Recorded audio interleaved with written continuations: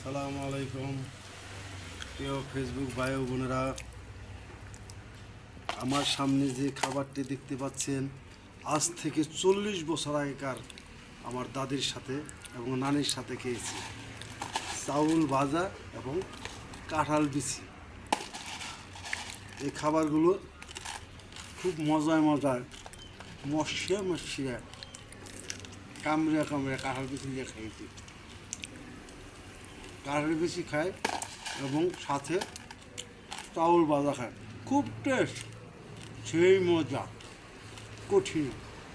দাদি থাকতো ডাইনে, বামে থাকতো নানি, মাঝখানে ছিলাম আমি।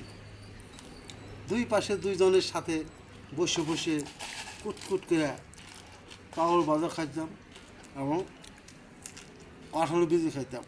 সেই সব বাপুঙ্গ খাইঙ্গ কাঁঠাল বিচিঙ্গ, এগুলি বাবা টেস্টিঙ্গ, খুব মজাঙ্গ। এইভাবেই শেষ করতাম খাওয়াটা।